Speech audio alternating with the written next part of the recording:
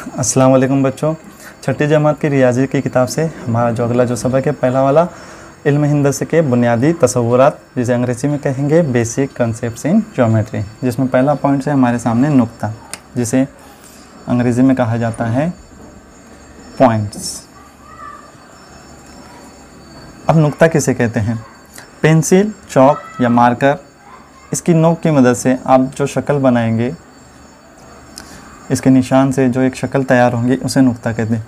नुक्ते को अंग्रेज़ी हुर्फ बड़े हुर्फों से ज़ाहिर किया जाता है, जैसे ये है नुक्ता ए, ये है नुक्ता बी और ये है नुक्ता सी। नुक्ते के बाद नंबर आता है कता खत का।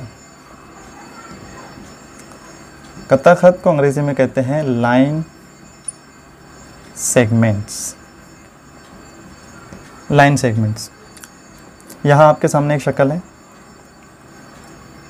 इसका नाम देते हैं हम ए और बी। लाइन सेगमेंट में एक लाइन होती है सीधी, जो दोनों जानिब से महदूद होती है। महदूद होने का मतलब ये है कि ये इस जानिब बढ़ नहीं सकती और इस जानिब बढ़ नहीं सकती। इसके लिए यहाँ पर इसके एंड पॉइंट, इन्हें एंड पॉइंट कहते हैं, इख्तितामी नुकात, कि यहाँ पर ये ख़त्म हो गई, यहाँ पर ये ख़त्म हो गई, ये आगे बढ़ नहीं सकती, तो इसे कहते हैं लाइन सेगमेंट यानी कता खत। इसे कता खत आप नाम दे सकते हैं, कता खत ए बी या बी ए, इस तरह से इसका नाम होता है। कता खत के बाद नंबर आता है खत का। खत यानी लाइन। अब आपके सामने ये एक शक्ल है जिसके दोनों जानिब तीर के निशान हैं। तीर के निशान लगाने का मतलब ये है कि ये इस जानिब बिल्कुल लामहदूद है, बढ़ सकती हैं, और इस जानिब भी लामहदूद है, बिल्कुल बढ़ सकती हैं। यहाँ पर छोटी लिपि में मैं एल लिखा हूँ तो आप इसे खत एल कह सकते हैं, या हम इसका और नाम दे सकते हैं जैसे पी क्यू, तो ये खत पी क्यू भी कहलाएगा और क्यू पी भी इसे हम कह सकते हैं। तो ये जो शक्ल है ये हमारे सामने खत। उसके बाद जो नंबर आता है वो है श्वा, जिसे अंग्रेज़ी में कहते हैं रेस। अब इसकी ख़ास बात यह है कि यह आधी लाइन सेगमेंट की तरह होती है और आधी खत की तरह। देखें, ये एक शक्ल आपके सामने, ये इस जानिब लाइन सेगमेंट की तरह होती है कि इस जानिब बढ़ नहीं सकती, ये इसका एंड पॉइंट है, और इस जानिब ये खत की तरह होती है जिस पे तीर का निशान लगा होता है, यानी ये इस जानिब लामहदूद कितना भी बढ़ सकती है। इसका नाम अगर हम दें तो श्वा, या हमने 2 पॉइंट लिखे और 2 पॉइंट पे उसका नाम पी और क्यू रखा। यहाँ पर ये इसकी शुरुआत है। श्वा को हम एक सीक्वेंस फिक्स है इसके नाम की कि हम इसे सिर्फ पी क्यू ही कह सकते हैं, हम इसे क्यू पी नहीं कह सकते हैं। जहाँ से ये शुरू होती हैं, जिधर इसका रुख है, हम उसी जानिब से उसका नाम लेंगे, जैसे श्वा पी क्यू। तो ये था हमारा बेसिक कंसेप्ट में नुक्ता, खत, कता खत, लाइन सेगमेंट्स और खत और श्वा। उसके बाद 5वां जो पॉइंट है हमारा वो है मुस्तवी यानी प्लेन्स। आप सभी के सामने स्क्रीन पर एक शक्ल 3 शक्लें दिखाई दे रही है, एक गैस सिलेंडर की, एक ब्लैक बोर्ड की और एक टेबल की। यहाँ पर गैस सिलेंडर ये गोल सतह हैं, लेकिन बाकी जो 2 दिखाई दे रही है हमें शक्लें ब्लैक बोर्ड की और टेबल की, तो इसकी जो सतह हैं हम उसे कहेंगे हमवार सतह यानी प्लेन सतह। तो इस तरह की जो प्लेन सतह की जो शक्लें होती हैं ना, उससे मुस्तवी कहा जाता है। जैसे ये आपके सामने ये एक शक्ल तैयार है टेबल या ब्लैक बोर्ड की सतह की, तो इस तरह की सतह, तो इसे मुस्तवी कहा जाता है। दूसरी बात ये कि ये इस जानिब भी बढ़ सकती हैं, इस जानिब भी बढ़ सकती हैं, और इस जानिब भी और इस जानिब भी, यानी चारों सिमतों में बढ़ सकती हैं। तो इस तरह की शक्ल को मुस्तवी कहा जाता है। दूसरा जो टॉपिक है हमारा वो है मुतवाज़ी खुतूत यानी पैरेलल लाइंस। पैरेलल लाइंस किसे कहते हैं? जैसे यहाँ आपके सामने एक खत है ये, और ये एक खत है ये, रेल की पटरियों की तरह।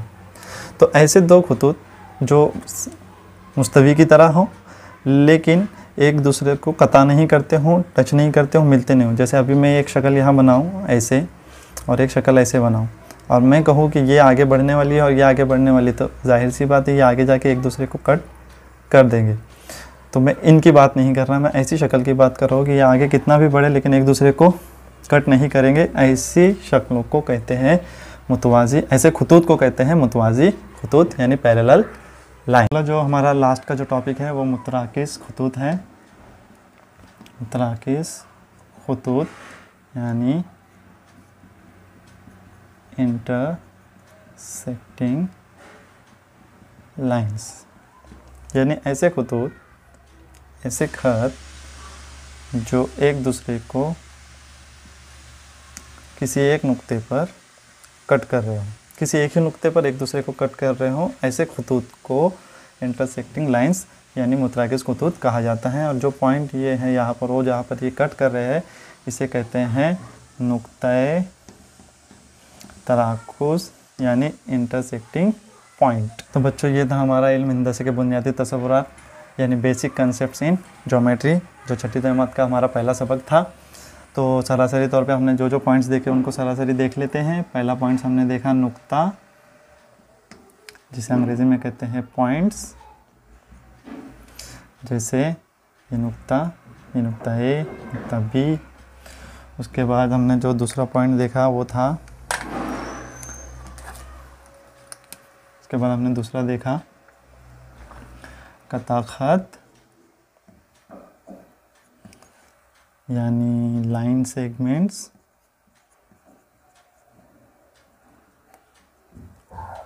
उसकी शक्ल इस तरह से थी, दोनों जानिब से बंद।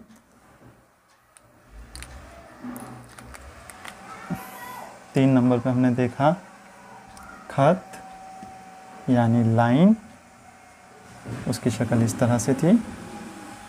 इसे हम नाम दे सकते हैं, ये जैसे खत ए बी, ये हमने पूरा डिटेल में देखा। 4 नंबर पे जो हमने देखा वो थी श्वा, इसे अंग्रेजी में कहते हैं रेस।